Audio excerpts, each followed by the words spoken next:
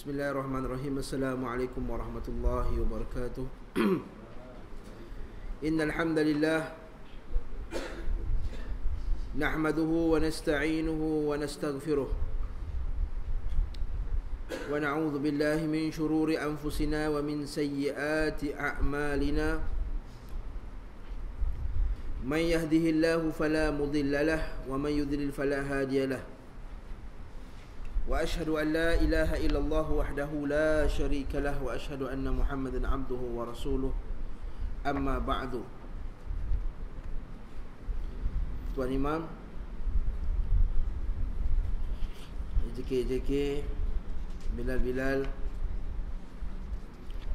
jamaah rahimakumullah sekalian, alhamdulillah dapat lagi kita berkumpul pada malam ni untuk menyambung kitab Bahrul Mazi, syarah kepada Sahih At-Tirmidzi. Tapi sebelum kita masuk ke dalam kitab ni, ingin saya bacakan sebuah hadis Nabi SAW yang diriwayatkan oleh Al-Imam Al-Bukhari rahimahullahu ta'ala.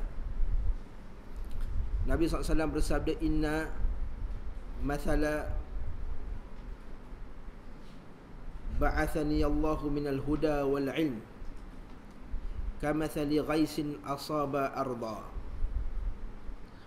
Sesungguhnya perumpamaan Allah Ta'ala tu memberi ilmu ke atas manusia ini seumpama air hujan yang turun ke muka bumi. Faminha tayyibah. Ada bumi tu tanah dia bagus. Tanah dia apa? Bagus. Faqabilatil ma'a. Maka tanah tu menerima air, menyerap air tanah tersebut. Fa'ambatatil kala. Maka tumbuhlah tumbuh-tumbuhan. Wal ushbul kathir. Dan rumput-rumput yang banyak dekat tanah tersebut. Faminha, di antaranya pula al-ajadib, tanah yang keras. Tanah keras, air tak masuk. Tapi apa dia buat tanah yang keras ni? Fa'amsakatil ma', tanah yang keras ni dia menahan air. Fanafa'allahu bihi annas, maka manusia mengambil faedah daripada air tersebut. Fayashrabun atau fasharibu minhu, diminum daripadanya. Wasaqau wara'au, dan orang pun ambilkan air tadi untuk tanam, untuk mengairi tanaman mereka, dan juga untuk bagi binatang mereka minum. Dan yang ketiga pula, faminha qi'an, tanah yang tak menyerap air. La yumsikul ma', la tumsikul ma', dia tidak menyimpan air. Air itu terus masuk ke dalam muka bumi. Tak tampung air, tak menyerap air, tak tahan air.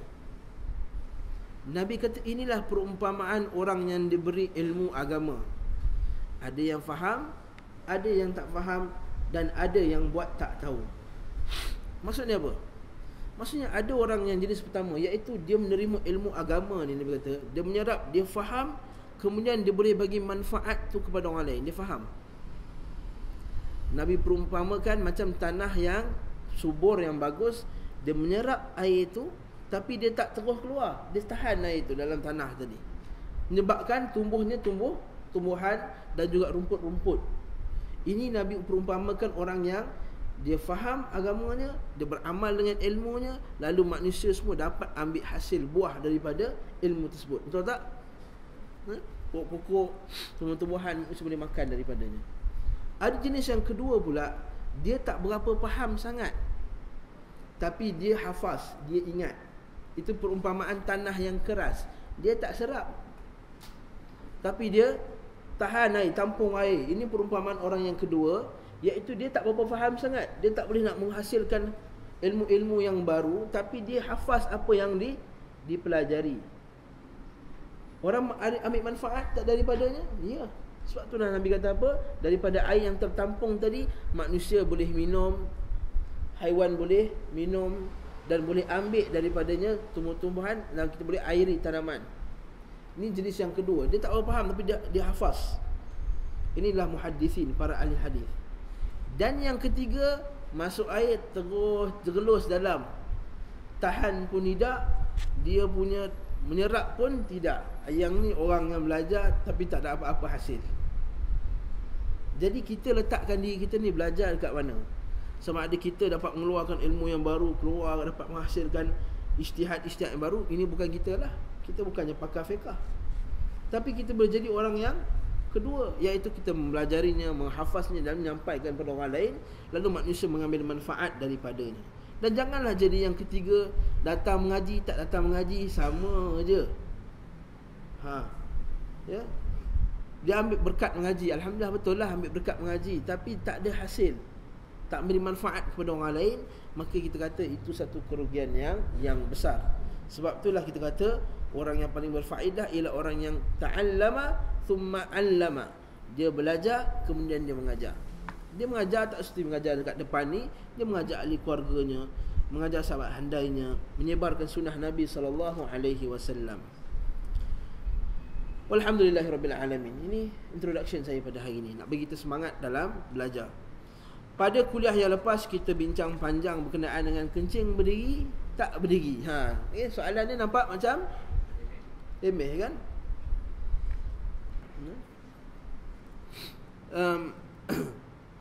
Pernah sekali saya bentangkan tajuk ni pada satu sekumpulan pelajar lah.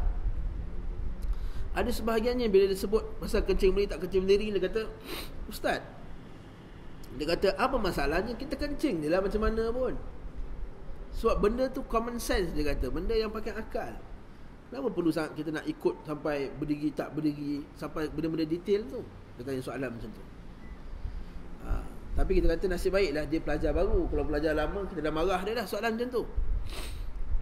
Kita kata soalan tu, kita kata sunnah Nabi SAW patut dipatuhi daripada yang kecil sehingga yang besar. Di sinilah berlakunya ujian Allah Ta'ala, sama ada kita ni nak jadi pengikut Nabi ataupun bukan pengikut Nabi SAW. Bukankah seorang tentera itu bila dia masuk askar, dia kena patuh semuanya. Cara ikat tali kasut pun kena ada, cara dia kawat tangan dia, cara gerak kaki, rentak dia, semua kena patuh kepada ketuanya. Begitu juga kita dengan Nabi SAW. Tanda kepatuhan kita kepada Nabi SAW ialah kita dengan kita mematuhi sunnah Nabi SAW, walaupun dalam masalah kencing berdiri ataupun kencing duduk. Di sinilah nak uji macam mana kamu ni, kamu rasa kamu sayang Rasulullah SAW. Bukankah kita kalau kita suka pada seorang tu, kita akan meniru-niru dia kan? Betul tak dalam syair Arab dia kata, innal muhibba liman yuhibbu muti'u. Sebenarnya seorang itu kepada orang yang dicintainya dia akan taat. Betul tak? Kita sayang dekat isteri kita. Dia kalau dia tak suka makan durian, dia tak suka bau durian. Bila bau duriannya dia akan rasa pening-pening. Kita takkan bawa durian masuk dalam rumah kita. Betul tak? Anak kita tak suka kalau makan nasi lemak tu ada sambal contohnya. Kita kata satu nasi lemak kosong tak mau sambal lah, satu titik pun tak mau. Sebab apa? Kita tahu anak kita tu suka nasi lemak yang tak ada sambal. Sampai ada sambal sikit pun kita tak nak. Betul tak? Ada setengah tu pula kalau makan kuih tiaw tak nak toge. Sikit toge pun tak mau. Ada toge satu dia dah macam dah tak nak makan dah. Kita pun kata, kenapa ada toge ni? Kita marah dia. Sebab apa? Sebab kita sayang pada orang tu, kita nak ikut 100. Kita nakkan apa kehendak dia 100%. Macam tu juga kita sayang Nabi sallallahu alaihi wasallam, kita ikut apa yang kehendak Nabi sallallahu alaihi wasallam 100%. Dan termasuklah perkara yang kita akan belajar hari ini, iaitu berlindung ketika waktu qada hajat. Iaitu apa masalahnya? Masalahnya iaitu kita ni disuruh oleh Rasulullah SAW jangan kencing depan orang ramai. Macam toilet zaman sekarang ni, dia susun tempat tu, orang pun beratur kencing tu. Dia boleh pandang sebelah. Kalau pandang sebelah betul-betul boleh nampak anunya. Betul tak? Dia bukan cover macam tu je. Kalau kita semua buat muka tak nampak, padahal kalau kita tengok betul-betul nampak. Betul tak? Betul tak Anas? Betul tak? Tapi pernah tengok tak? Tak pernah ha? Tapi kita buat tak nampak, mana boleh. Ini melanggar sunnah Nabi SAW. Apatah lagi dia tarik seluar tu, kemudian dengan selambanya dia zip balik, dia tutup, dia basuh tangannya. Nampak tak?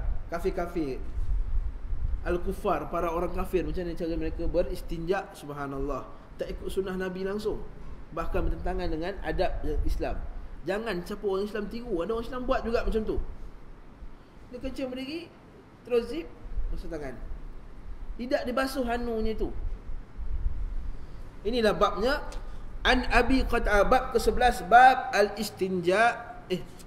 Bab ke-10, bab fi'il al-istitar indal hajah, iaitu al-istitar. Istitar ni dari perkataan satara yasturu, sutratan, iaitu dia membuat melindungi dirinya, menghalang dirinya. Indal hajah, ketika melakukan qada hajat. Apa hadisnya? Berkata penulis rahimahullah, an Anasin qala, daripada Anas bin Malik radhiyallahu anhu,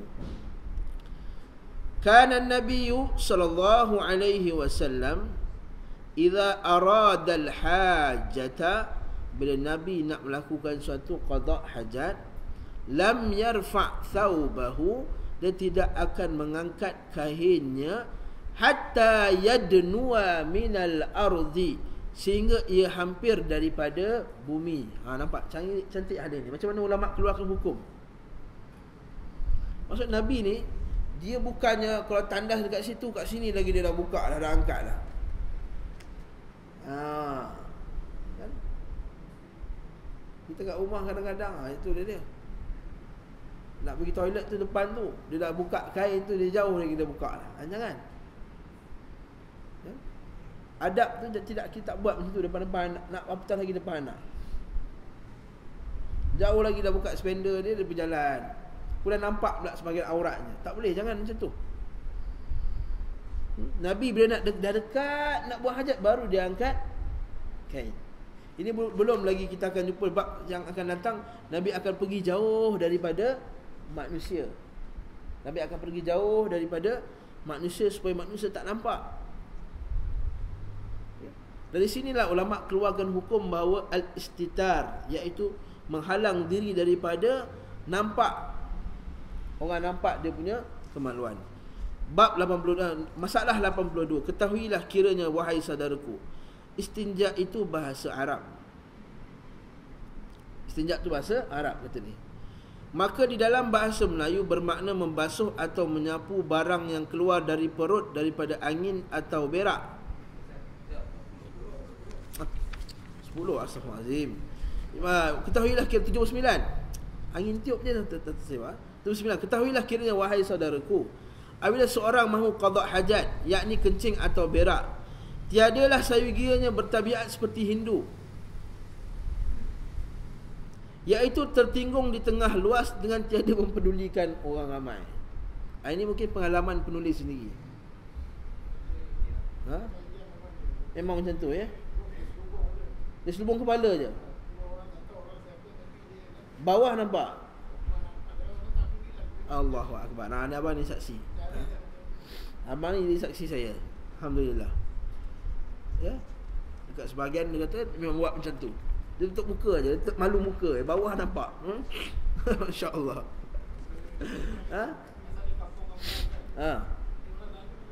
Masya-Allah. Okay. Ia tertinggung di tengah luas dengan tiada mempedulikan orang ramai, maka tabiat itu tidak disukai oleh syarak, dengan kerana hodohnya dan tiada mempunyai maruahnya. Maka apabila hendak berak atau kencing, biarlah berlindung diri daripada mata orang. Ini dia. Saya kata jangan kencing. Jangan kencing pakai toilet yang orang kafir buat tu. Kencing dalam toilet tu, tutup pintu, buka seluar. Kencing betul-betul. Bukan kencing macam tu, tarik zip kencing, entah meleleh entah tidak, zip balik, tutup, tak basuh. Ini bukan sunnah Nabi. Kita akan sekejap lagi saya akan sebut satu hadis Nabi SAW berkenaan dengannya. Ya, beliaulah berlindung diri daripada mata orang dengan apa-apa dinding atau bonggol, atau masuk ke dalam lopak yang dalam-dalam, atau di sebalik rumpun, atau semak-semak, atau sebagainya. Ini adab. 80. Masalah berlindung diri, berak atau kencing dan hadisnya. Sesungguhnya, sesungguhnya lah, masalah berlindung diri ini telah didatangkan oleh Tirmizi dalam hadis mursal sahaja. maka ada hadis sahihnya. Nampak tak tadi dalam atas tu dia ada kurungan, dia tulis mursal. Maksud mursal ini ialah di mana seorang sahabat dia tak terima tu daripada Nabi SAW terus. Dia dapat daripada sahabat yang lain, tapi tak tahu nama sahabat tu. Ya. Hadis dipanggil mursal. Tapi mursal ni mursal sahabat. Maksudnya sahabat tu bukan nampak terus daripada Nabi, nampak daripada seorang sahabat yang lain, yang tidak diketahui namanya. Ini dipanggil mursal. Tapi hadis ni boleh pakai tak? Hadis mursal ni kalau seorang sahabat yang buat mursal maka boleh. Tapi kalau orang lain buat mursal tak boleh. Macam ni lah mursal ni. Macam ni. Ini Nabi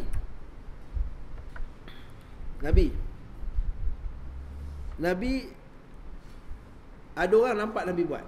Sahabat lah nampak kan? Sahabat yang nampak. Ada sahabat lain yang ketiga menceritakan kisah ni melalui sahabat yang pertama tadi, tapi dia tak sebut namanya, dia diamkan. Sebenarnya dia ni nampak tak? Tak. Dia ni tak nampak. Yang dia ni yang nampak. Tapi dia kata Nabi yang buat macam tu. Seolah-olah ada terputus tak sanad dia? Terputus tak? Ada orang tengah. Tapi orang tengah ni sahabat juga. Dan yang cerita ni juga sahabat. Dengan ni tak ada masalah. Dengan ni tak ada masalah. Sebab bila sahabat cerita, kaedah kita ahli sunnah kata sahabat ni tidak berbohong dalam hadis Nabi sallallahu alaihi wasallam. Sahabat tidak berbohong dalam hadis Nabi sallallahu alaihi wasallam. Sahabat semuanya adil. Sahabat semuanya jujur. Ini kaedah kita. Ya. Apatah lagi Anas bin Malik, sahabat jalil yang terkenal. Tapi kalau orang lain, orang lain yang bukan sahabat, dia mendiamkan nama orang tengah yang dia dapat, maka ini tidak dibenarkan. Sebab kita tak tahu siapa orang tengah tu. Ya? Kemungkinan orang tu betul ke tak betul? Ya? Betul tak? Ada orang tak datang kelas, tak datang kelas saya, tapi dia kata saya mendengar daripada Ustaz Yunus. Dia tanya, kau tak pernah datang kelas Ustaz Yunus? Tak pernah nampak pun kau datang hari Rabu malam. Macam mana kau kata Ustaz Yunus kata sekian? Dia kata, kita petikan masalah. Aku dengar daripada seseorang sebenarnya. Siapa seseorang tu? Mana boleh bagi tahu? Boleh tak pakai macam ni? Tak boleh pakai. Entah-entah seseorang tu bukan orang yang jujur, dia tak boleh nak cek. Lainlah kalau kata seseorang tu Tuan Imam. Tuan Imam confirm, Tuan Imam memang datang kelas saya. Atau Haji Baizawi ni tak nak ponteng lagi kelas saya. Memang boleh pakai. Nampak tak? Itu bagian mursal. Tapi nampak ni dia kata apa? Maka hadisnya sahih. Telah diriwayatkan dengan dia oleh Muslim dalam sahihnya. Maka dalam sahih Muslim juga ada. Jadi ada sokongan daripada riwayat lain. Maknanya ada riwayat Tirmizi, ada riwayat Muslim. Dia jadi kuatlah, ada dua riwayat. Betul tak? Katakanlah Abang Noah bawa satu cerita. Cerita tu A. Luqman ni bawa cerita A juga. Nampak? Maknanya cerita tu betul lah. Maknanya tak ada orang tipu. Faham ya? Faham. Okey. Imam Muslim dalam sahihnya dalam bab at-tasattur 'indal baul. Bab at-tasattur 'indal baul, iaitu menutup ketika melindungi diri ketika kencing. Dengarlah bunyi hadis yang didatangkan oleh Tirmizi begini. Sama jugalah macam hadis yang di atas tadi. Yakni tiadalah dari jauh lagi sudah ia menyingkap kainnya. Bukan lagi dari jauh lagi dah angkat kain, nampak dia punya kemaluan. Bahkan apabila sudah tiba di tempat qada hajat itu, maka ia pun menyingkapkan kain dan duduk qada hajat. Dan ada lagi satu riwayat Tirmizi, hadisnya seperti ini juga, kemudian katanya dan kedua-dua hadis ini mursal. 81 masalah. Kencing berak berlindung dari orang dan hukumnya. Adalah kencing berak berlindung dari mata orang itu sunat muakkadah. Kita sunat muakkad. Dengan dalil Nabi membuat demikian itu seperti barang yang ada dalam hadis yang masalah tadilah. Ya. Iaitu dipanggilnya Huzaifah dekat dengannya supaya melindungkan dia daripada mata orang. Hadis sebelum ni kan, hadis kencing berdiri tu, Nabi panggil Huzaifah, Huzaifah meh, nampak sikit, lindung aku daripada nampak orang nampak. Dan sebagainya, dan sebagainya tersebut dalam sahih Muslim. Kata Abdullah bin Ja'far, dan Allah Rasulullah SAW sukakan berlindung dengan qada hajatnya kepada tanah yang tinggi-tinggi atau perdu pohon tamar. Faham tak? Jadi apa kesimpulannya? Kencing berlindung, habis itu. Jadi nak boleh kencing lagi tak kat tempat berdiri tu? Dah, jangan lagi dah. Lepas ni orang belajar hadis ni haram ke atasnya, jangan dia kencing kat tempat tu. Apatah lagi kalau dia buat tu dalam keadaan menyebabkan auratnya nampak, boleh lagi haram lah. Kita angkat kita punya kain sampai nampak peha kita pun dah haram, orang lain tengok. Dan nampak aurat ni, berkata lelaki tak apa, bukan. Lelaki nampak aurat lelaki juga haram. Ini kadang-kadang budak asrama kan, mandi sama-sama pakai spenda je, mandi dalam kolam tu. Jangan ajar anak kita macam tu.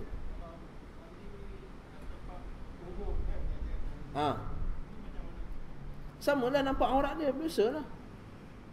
Jadi orang lelaki depan ni, orang nak mandi swimming pool, pakai baju, pakai seluar panjang, pakai seluar bermuda tu.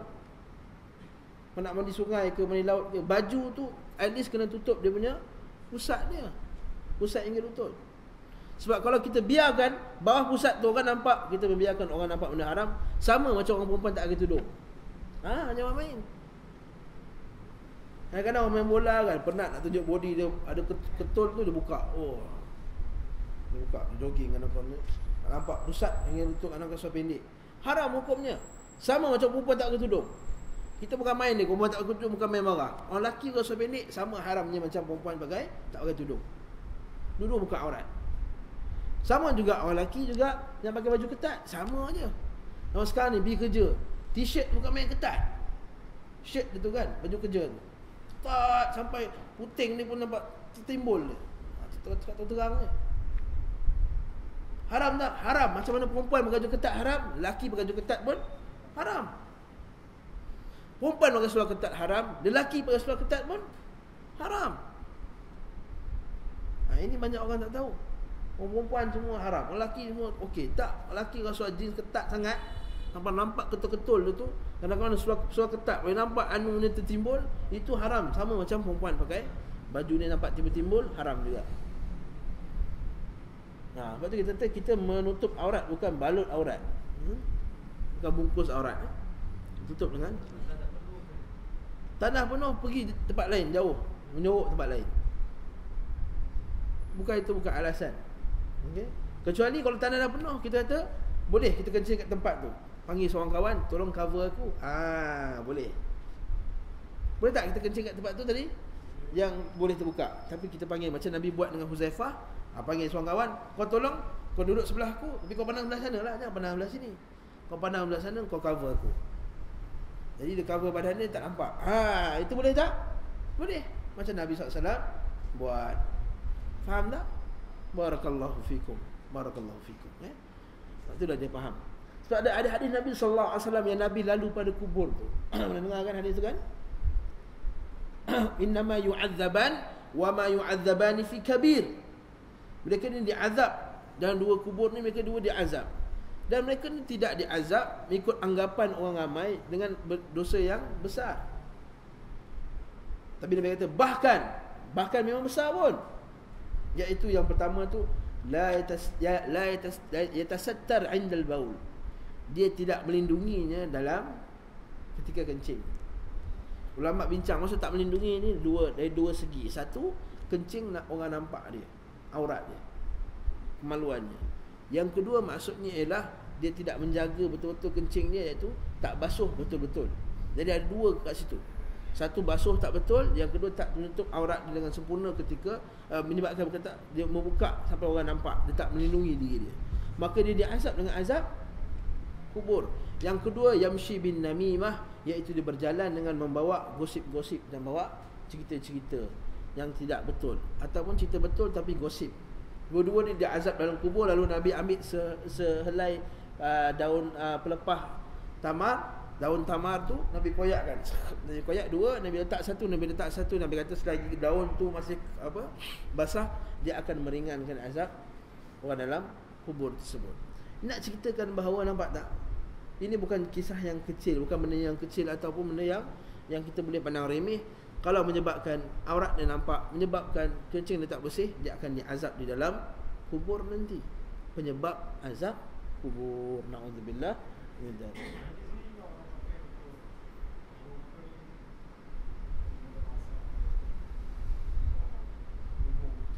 Siram. Nanti dalam bab kubur nanti kita bincang. Adakah menyiram air atas kubur tu satu sunnah? Yang kedua, adakah meletakkan daun-daun dan bunga-bunga atas kubur tu satu sunnah Nabi? Kita akan bincangkan pada babnya insya-Allah. Okey? Pada bab jenazah. Okey. Dah selesai dah. Ada banyak dah adab. Pertama kita belajar pasal adab, terus mengadap kiblat, jangan belakang dengan kiblat. Yang kedua, kencing kalau boleh kencing duduk dan bukan kencing berdiri. Yang ketiga, kalau boleh kencing, kita melindungi diri daripada nampak orang. Yang keempat pula hari ini ialah istinja. Dilarangnya istinja dengan tangan kanan. Bab pada menyatakan istinja dengan tangan kanan. Bukan kata menyatakan kebolehan, menyatakan hukum beristinja dengan tangan kanan. Bab al-istinja bil yamin. Bahasa Arab, yamin itu maksudnya kanan. Yamin. Kalau tangan kiri orang panggil apa? Shimal. Kan wa ashabus shimal lima ashabus shimal. Adapun orang yang dari tangan kiri itu, iaitu dapat kitab dengan tangan kiri. Wa ashabul yamin lima ashabul yamin. Fi sidrin makhdud wa talhim mamdud wa zallim mamdud wa ma'in maskub. Kan dalam Quran tu, dalam surah Ar-Rahman tu. Ar-Rahman kan? Al-Waqi'ah, afwan, Al-Waqi'ah. Maksudnya kan dengan ashabul yamin kanan, ashabul shimal kiri. Okey, dan kanan yamin. An Abi Qatadah an abihi, daripada Abi Qatadah, daripada bapaknya. Maksudnya siapa yang sahabat ni? Qatadah ke bapak dia? Abi Qatadah ke bapak dia? Abi Qatadah tu sini sahabat. Bapak dia juga sahabat. Jadi radhiyallahu anhuma. Anna Nabiy sallallahu alaihi wasallam, bahawa Nabi sallallahu alaihi wasallam naha an yamassal ar-rajulu dzakarahu biyaminihi. Okey, maksud Nabi sallallahu alaihi wasallam menegak ia bahawa menyentuh lelaki akan zakarnya dengan tangan kanannya. Maksudnya bila kencing tu jangan pegang anunya dengan tangan kanan. Pegang anunya dengan tangan kiri. Yang nak menghalakan tu kan, pegang dengan tangan kiri, bukan tangan kanan. Adab ni, adab. Itu kadang-kadang orang yang tak faham sunnah ni dah kata, bab ni pun nak cerita ke bab pegang tangan apa? Tembak je lah. Nah, ini sunnah Nabi, Nabi larang. Ketahuilah kiranya wahai saudaraku, istinja itu bahasa Arab. Maka di dalam bahasa Melayu bermakna membasuh atau menyapu barang yang keluar dari perut daripada angin ataupun berak. Tapi yang dimaksud di sini ialah basuh atau sapu kencing dan berak. Bersihkan air kencing lah. Masa beristinja dengan tangan kanan dan hadisnya. Bermula istinja dengan tangan kanan, yakni tangan kanan menyental dubur atau memegang zakar, atau tangan kiri menjirus air. Maka telah datang hadis yang dikeluarkan oleh Tirmizi akan tegah yang demikian itu. Maksudnya dia basuh tangan kanan, tangan kiri simbah air. Ini tak boleh. Okey? Dengarlah hadisnya, hadis yang tadilah, yakni tangan kanan membasuh dan tangan kiri menuang air. Kata penulis kitab ni. Kata Abu Isa At-Tirmizi, bermula hadis ini hasan lagi sahih, dan Abu Qatadah itu namanya Al-Harith bin Rabi'. Nama dia dah Abu Qatadah. Apa masalah beristinja dengan tangan kanan dan hukumnya? Sesungguhnya telah berkata Abu Isa At-Tirmizi, dan bermula amal atas hadis di dalam masalah ini berlaku di sisi ahli ilmu, iaitu makruh itu beristinja dengan tangan kanan. Hukumnya makruh. Hukumnya makruh. Ini boleh ke? Makruh lah. Makruh lah. Tak elok lah. Apa maksud makruh? Orang selalu sebut makruh. Apa makruh? Apa maksud makruh? Iaitu kalau kita meninggalkannya dia dapat pahala. Kalau kita buat tak ada apa-apa, tapi kalau berterusan buatnya dia akan dikeji, dicela. Itu makruh. Maksudnya kalau dia buat juga dia akan dicela, walaupun tak dosa tapi dia dicela. Perangai buruk. Bahkan sebagian ulama kata kalau orang terusan buat makruh ni, banyak sangat buat benda yang makruh je semua, tetap juga tak dipanggil jadi saksi. Nampak? Sebab dia pilih semua yang makruh je. Makruh-makruh saja. Rokok makruh ke haram? Rokok makruh ke haram? Rokok telah diisytiharkan haram oleh banyak ulama dah. Isytiharkan haram. Majlis fiqh antarabangsa dah isytihar haram. Majlis fatwa kebangsaan dah isytihar haram. Majlis ulama fatwa ulama Saudi kesemua telah kata haram. Majlis ulama Jordan telah kata haram. Fatwa Al-Azhar telah kata haram. Banyaklah tu. Seolah-olah macam dah sepakat dah ulama kata haram. Ni tinggalkanlah. Hukum rokok ni jadi makruh tu dulu. Ulama dulu bila belum lagi ada hasil kajian sains, dia kiaskan rokok ni dengan bawang, iaitu baunya busuk. Atas tu dia kata makruh. Sebab tu Nabi kata man aqlal basal la yuqarriban Nabi kata tidaklah orang yang makan bawang itu masuk ke dalam masjid. Maksudnya kerana malaikat merasa sakit dengan busuknya bau mulutnya. Macam kita juga bau mulut busuk, kita akan rasa tak sedap. Begitu juga malaikat tak suka. Jadi sebabkan kita sembahyang busuk, mulut busuk, jadi malaikat cuba nak jauhkan diri daripada orang tersebut. Jadi ulama dulu dihukum makruh atas dasar tu. Tetapi setelah dibuat kajian sains, ulama moden, ahli sains telah kaji bahawa di sana ada puluhan racun dalam tersebut dan boleh membawa kepada kerosakan diri. Maka ulama-ulama semua telah keluar tukar fatwa mereka. Mereka kata hukumnya haram. Sebab dulu tak nampak benda tu haram, jadi dihukum secara busuk saja. Bila nampak bahawa benda tu ada racun, maka ulama semua keluar fatwa bahawa ianya haram. Ya, faham tu. Jadi makruh di sini ialah benda yang dibuat kalau tinggalkan dapat pahala, kalau dibuat tak ada apa-apa, tapi kalau berterusan melakukannya dia dicela. Itu makruh. Jadi dia dicela.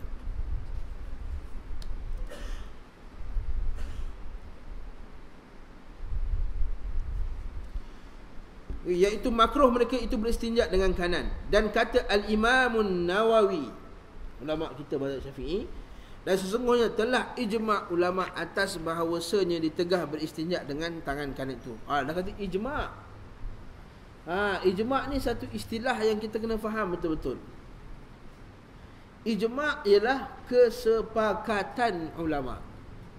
Maksudnya tak ada ulama yang mengingkari perkara tersebut. Itu maksud ijma'. 100%. Dan ijma' ni boleh berlaku dengan dua bentuk. Kena faham ni ijma'. Satu, mungkin semua ulama keluarkan fatwa yang sama. Contoh kita kata apa hukum rokok tadi? Ulama kata haram, semua kata haram. Maka itu dipanggil ijma' sarih. Maknanya semua ulama telah menyatakan dengan jelas bahawa benda tu haram. Tak ada siapa pun yang kata tak haram. Ini dipanggil ijma'. Ini ijma' the highest level. Sebab semua mengeluarkan pendapat. Ada ijma' yang kedua dia panggil ijma' sukuti. Iaitu satu ulama keluarkan pendapat, tak ada ulama yang membangkangnya. Yes. Maksudnya, katakanlah ni semua ulama lah semua ni. Satu je, Abang Noah keluar pendapat rokok tu haram contohnya. Tak ada ulama yang bangkang. Semua diam je. Seolah-olah benda tu disepakati. Ini dipanggil ijma', tapi ini second level punya ijma'. Ijma' sukuti. S-U-K-U-T-I. Kalau bahasa Jawinya sin, kaf, waw, ta, ya. Sukut. Sukut bahasa Arab maksudnya diam, uskut. Bak kata Artompel, uskut. Dia kata kan dekat anak. Diam. Uskut maksudnya diam. Jadi faham ya? Ijma' ada dua jenis. Jangan salah faham ijma' dengan jumhur.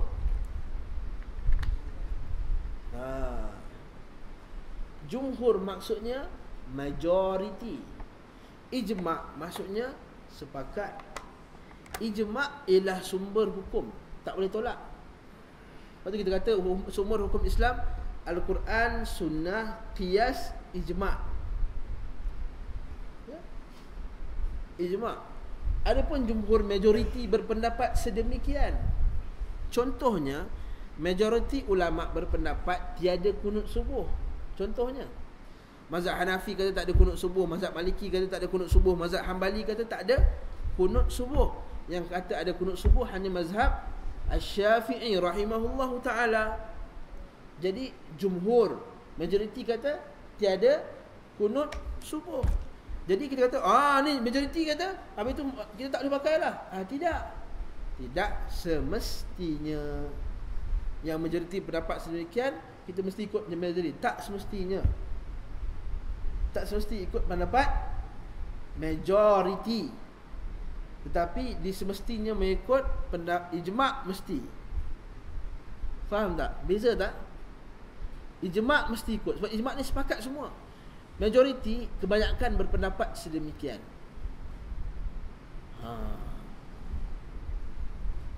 Faham maksud saya ni? Haji faham ni?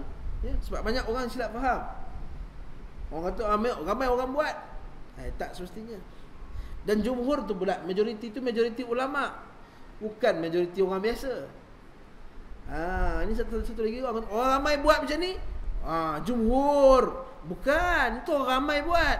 Kalau orang ramai pergi konsert, jumhur pergi konsert. Bukan. Jangan silap faham. Jumhur tu bukan orang ramai. Jumhur tu ulama' yang ramai yang sepakat satu perkara, dia semua pendapat sedemikian. Wallahu ta'ala a'lam. Ya? Macam masalah solat jemaah di masjid. Jumhur majoriti ulama', mazhab Maliki, mazhab Syafi'i, mazhab Hambali kata hukumnya sunat muakkad dan jemaah. Mazhab Hanafi kata wajib. Bagi mereka tak pergi masjid dosa. Sebab tu kita tengok yang pergi masjid semua Bangladesh semua ramai, Pakistan penuh kan. Orang Melayu dia relax je. Simpan janggut. Simpan janggut, majoriti mazhab menghukumnya sunat muakkad.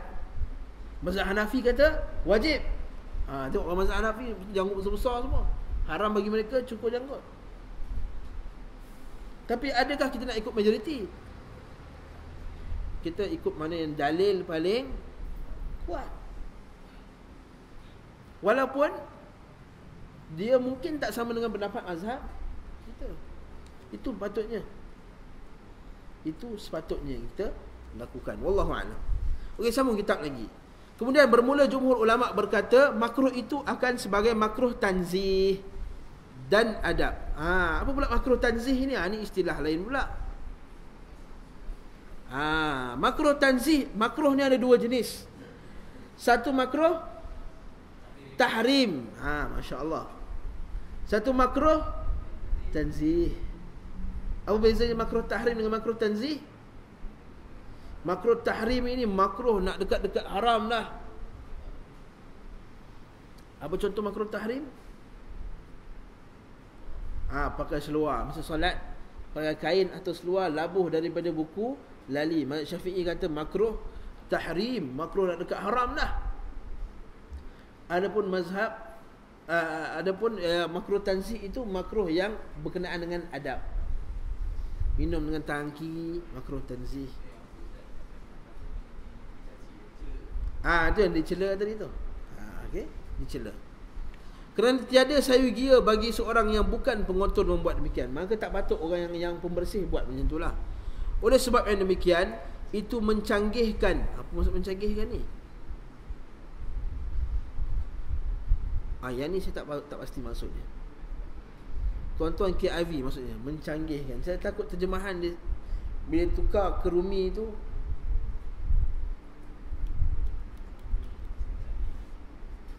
saya tak rasa mencanggihkan, mencanggahkan. Nanti saya rujuk kitab Jawi dia. Oleh sebab demikian, mana kalau kita basuh dengan tangan kanan tu, meluatkan orang semakan seminum dan lain dengannya. Maksudnya kita buat orang geli lah. Betul tak?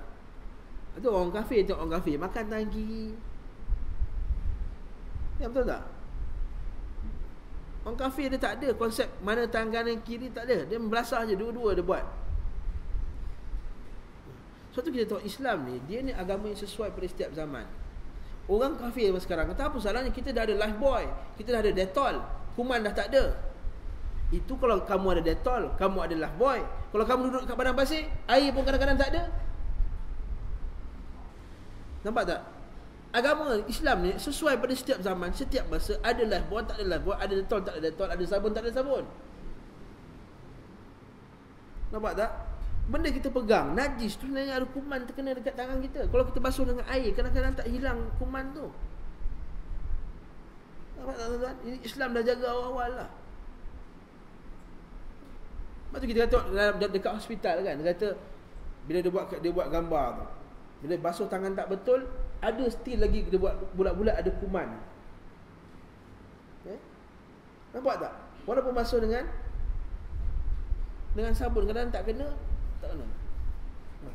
Lepas tu Islam awal-awal lagi dia elaklah kuman dengan tidak membasuh dengan tangan najis dengan tangan kiri.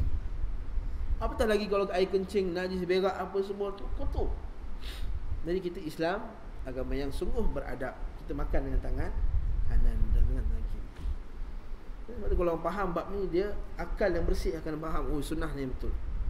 Orang kafir tu dia tak faham. Ya? Seterusnya dia kata apa?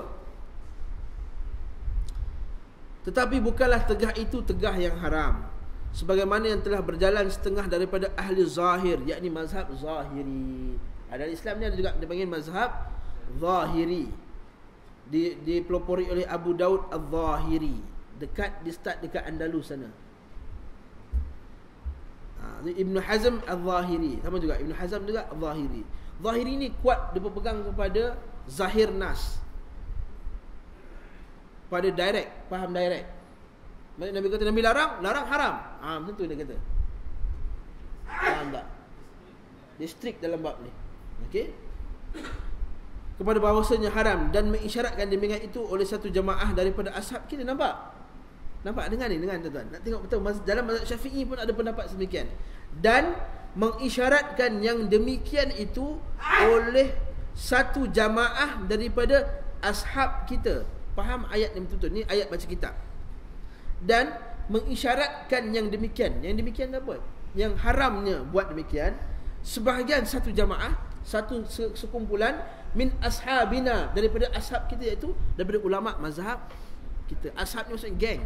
Ulama mazhab kita. Maksudnya, ada tak ulama mazhab Syafi'i hukum dia haram? Ada. Ini sekali lagi saya nak ajak kepada bahawa perbezaan pendapat dalam mazhab tu memang ada. Betul kita kata bab ni, hukum ni kita haram ni. Taklah mazhab kita kata tak haram. Tak. Sebagai ulama mazhab kita sendiri kata benda tu haram. Dan jadi dipegang orang akan isyarat mereka itu ahli zahir. Okey. Masalah istinjak dengan kanan dan sebab tegahnya. Telah lalu dalam masalah 83 akan tegak istinjak dengan tangan kanan itu, dengan kerana tangan kanan itu anggota yang mulia. Apa dalil yang kata anggota tangan yang kanan ni mulia? Tanya soalan. Apa dalil yang kata anggota kanan ni mulia?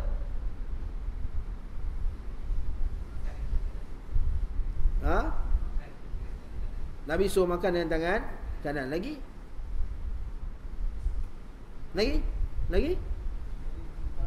Kita menerima kitab amalan kita dengan tangan kanan. Ahli syurga dapat kitab dengan tangan kanan. Lagi?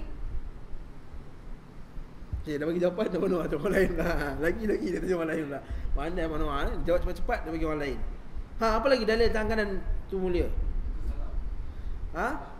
Salam dengan tangan kanan, betul. Lagi?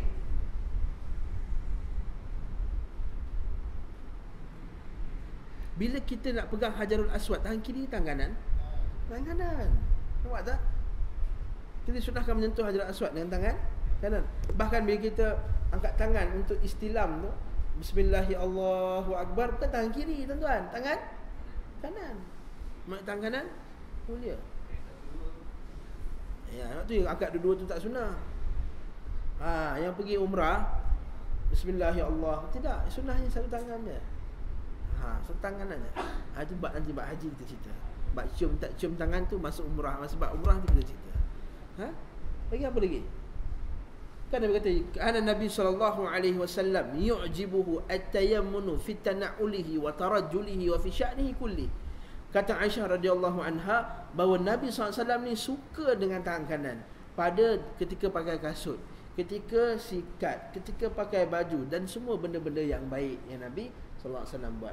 Bahkan Nabi kata apa? Yang ahli syurga yang termasuk 7 golongan di bawah perlindungan Allah Ta'ala kan, iaitu orang yang bersedekah dengan tangan kanannya, tangan kirinya tak tahu. Nampak tak Nabi sebut dengan tangan kanan. Okey. Bersedekah dengan tangan kanannya, tangan kirinya tak tahu. Sebab Nabi sebut tangan kanan. Dalil bahawa tangan kanan tu mulia. Faham Jadi ada dalil. Jangan kata alah ini Melayu je. Tidak.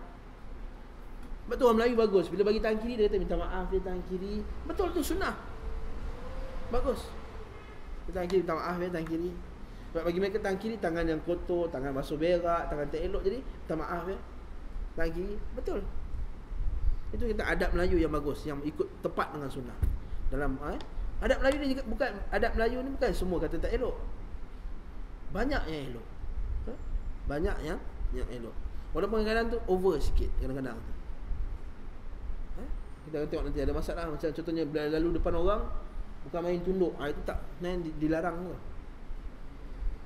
Tunduk macam rukuk, itu tak boleh. Okey. Bab nantilah insya-Allah. Okey. Dan dengan dialah menghormatkan orang dan bersentuh-sentuh dengan orang, iaitu apabila orang-orang yang mulia datang kepadamu, tidakkah tangan kanan lebih dahulu disorongkan kepadanya, yakni berjabat salam dan berpimpin-pimpin. Maka adalah sayugianya tangan yang mulia itu dilumur dengan cemar dan najis, yakni dibasuhkan dengannya akan kencing dan menyental dengannya akan berak. Maka kerana itulah mengisyaratkan oleh setengah ulama akan haram istinja dengannya. Mengisyaratkan ulama akan haram istinja dengannya. Nampak haram. Sebagai ulama hukum-hukumnya haram. Jadi kita tahu ada perbezaan ulama tentang masalah ni. Ulama, sebagian ulama kata haram, sebagian ulama kata makruh. Mazhab Syafi'i, yang majoriti mazhab Syafi'i kata makruh. Sebahagian pendapat mazhab Syafi'i kata haram. Alhamdulillah. Apa sebab mereka kata benda itu haram? Yang pertama, dengan sebab berpegang kepada zahir hadis, menegah akan demikian itu. Nabi larang. Dia kaedah fiqh dia, apa yang Nabi larang maka hukumnya haram. Kenapa kencing berdiri kita kata tak haram? Sebab Nabi tak pernah larang. Jadi kita kata hukumnya makruh saja. Sebagian ulama hukum makruh kan kita bincang kan. Ulama kata hukum makruh, sebagian kata tak ada apa-apa, tak ada masalah. Nampak? Nampak tak? Dan bab ini, bab pegang ni memang ada hadis jelas Nabi larang. Maka sebab tu dia kata hukumnya haram. Dan tak pernah pula ada hadis yang Nabi basuh tangan dengan tangan kirinya, tangan kanannya. Faham tak? Dalam masalah menghadap kiblat pula, kenapa kita kata hukumnya makruh? Kenapa kita kata hukumnya makruh dalam menghadap belakang kiblat? Sebab Ada hadis Nabi pernah belakangan, nampak tak? Itu kita cara kaedah nak faham tu. Ya. Sebab tu kita kata, kalau ada benda yang Nabi larang tapi Nabi pernah buat, maksudnya hukum tu jatuh pada hukum makruh. Kalau ada benda tu Nabi larang tapi tak pernah Nabi buat, maksudnya jatuh hukum tu hukum haram. Itu kaedahnya bila faham pasal hadis macam tu. Masa kita nanti bab minum diri, ada Nabi pernah larang minum diri, tapi Nabi pernah minum diri tak? Pernah minum air Zam-Zam. Sebab tu ulama kata hukumnya makruh. Itu kita kata baca kaedah fiqh, kalau faham kita akan faham betul kaedah dalam memahami hadis Nabi sallallahu alaihi wasallam. Alhamdulillah. Faham ke? Tuan-tuan sekalian, abang faham tak? Serius saya tengok muka saya macam nak makan saya. Faham eh? Apa ustaz ni cerita ni Sikit lagi dah isyak nak masuk. Yang keduanya, kenapa sebagai ulama mengisyaratkan benda tu haram? Menghinakan a'dha, iaitu anggota yang mulia. Yang kedua. Yang ketiga, menjatuhkan orang sangka tak baik.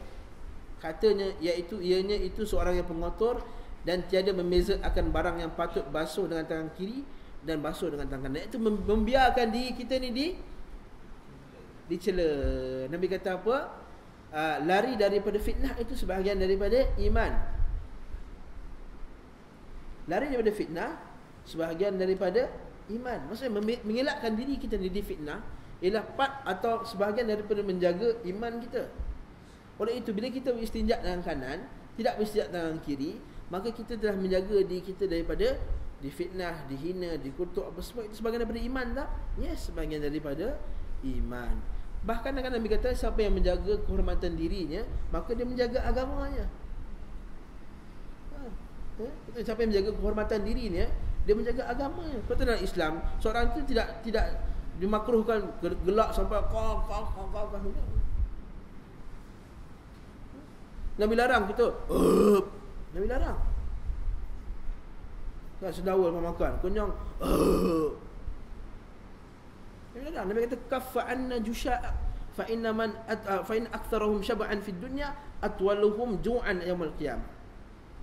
Nabi bila dengar orang tu dia kuat-kuat depan Nabi, Nabi kata tahan kau punya sendawa tu. Sesungguhnya orang paling banyak kenyang di dunia ini akan paling panjang laparnya akhirat kelak. Nampak? Maksudnya itu maknanya apa nak ajar? Ajar adab, menjaga kehormatan diri. Nabi terlarang kita duduk-duduk tepi jalan, bersembang-sembang banyak sangat. Lepas Nabi kata iyyakum wal julusu fit turuqat. Jauhilah kamu akan duduk-duduk di tepi jalan ni. Bahkan sebagian sahabat kata, ya Rasulullah, kami tidaklah hanya berkumpul untuk bercakap-cakap. Nabi kata kalau kamu nak duduk juga, maka jagalah hak jalan. Iaitu 6. Bila memberi salam, menjawab salam, menjaga mata, menyebarkan makruf, mencegah kemungkaran. Banyak benda nak kena jaga hak tu. Jadi nak duduk tepi jalan, hati-hati nak lepak tepi kedai.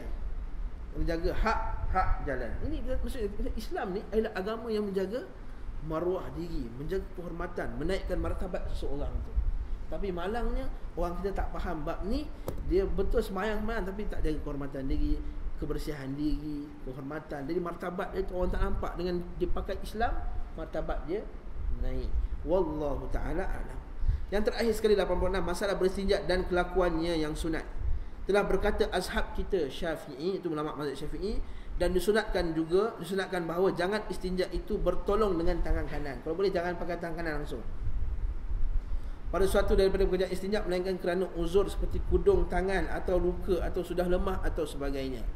Sama ada istinjak dengan air atau istinjak dengan batu. Maksudnya pakai tangan kanan langsung lah adabnya. Wallahu ta'ala a'lam. InsyaAllah bab akan datang kita akan bincang pula istinjak dengan batu dan barang yang seumpamanya, istinjak dengan tisu dan seumpama dengannya. Okey. Kadang-kadang orang kita ni silap faham. Orang kita faham bahawa kalau ada air tak boleh pakai tisu. Kita akan bincang. Betul ke pendapat ni? Okay. Kita akan tengok dekat setengah negara-negara Arab maupun negara Afrika memang tak pakai air walaupun ada air bila istinjak. Kalau kita memang pelik, kenapa tak pakai air? Wallahu ta'ala alam. Kita akan bincang ni masalah ni pada minggu hadapan. Ada soalan ke tuan-tuan? Tak ada lagi. Bagus. Subhanakallahumma bihamdik, asyhadu an la ilaha illa anta, astaghfiruka wa atubu ilaik. Wa sallallahu ala Muhammad wa ala alihi wa sahbihi wasallam. Walhamdulillahirabbil alamin. Wassalamualaikum warahmatullahi wabarakatuh.